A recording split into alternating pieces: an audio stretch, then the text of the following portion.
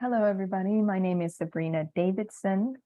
In the beginning of this process, I found myself thinking of designing in play rather than figuring it to become something more complex, such as communal living spaces. It's true that when we were doing our original drawings, I wondered where we were going, and it didn't become more apparent until about the second or third project. And the DNA morphed over time to planning bedrooms, living rooms, and windows, allowing for intricacies to seep in. And this is the part where the refinement comes in because as a first year student, and also only having more of a studio background, uh, my ability to translate the design, architectural design, wasn't very astute until having realized that folks don't speak my language and I have to communicate and translate. So I am presenting to you Portico Gardens, which is the name of the communal living space apartment design that I've created. And I welcome you along for the ride. Here are some original drawings. You see the drawing that I created from the charcoal, and then below you have some of the other iterations. And below that, you have some ideas of columns coming in, interior wall spaces coming in. Here is the communal plan. And so we have large and small trees.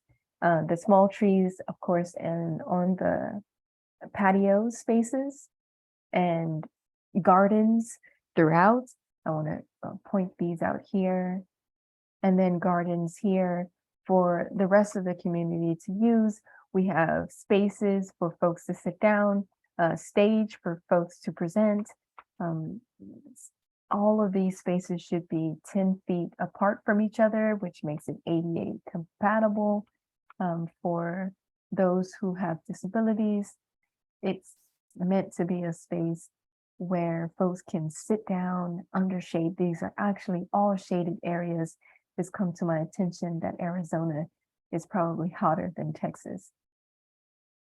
So we have our section areas. So we have a space where the skylighting is coming in, and you see that a little bit more in detail.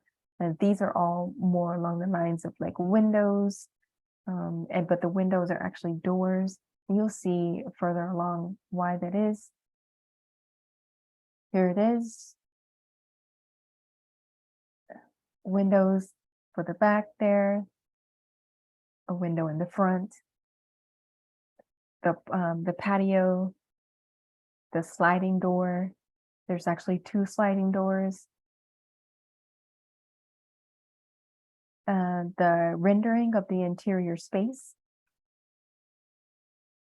Light coming in at 10 a.m.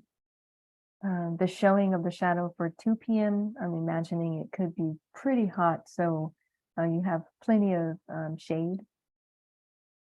The section drawing.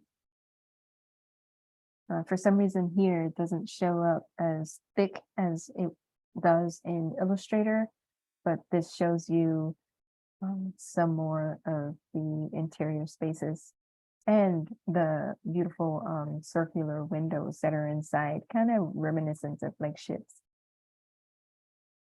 With the rendering of the exterior spaces, I also wanted to show it in color so that you can get a better grasp of it, as my computer probably doesn't render as well. It took me probably 2 days to render these, and that's rendering over and over trying to get it. But look at the shade structure here.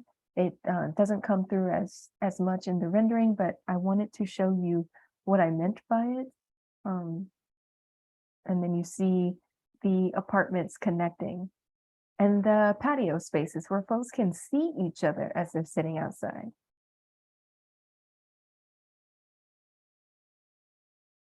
You see a more definitive shaping of where are the patio trees, and plenty of trees for that outdoor spacing shade area.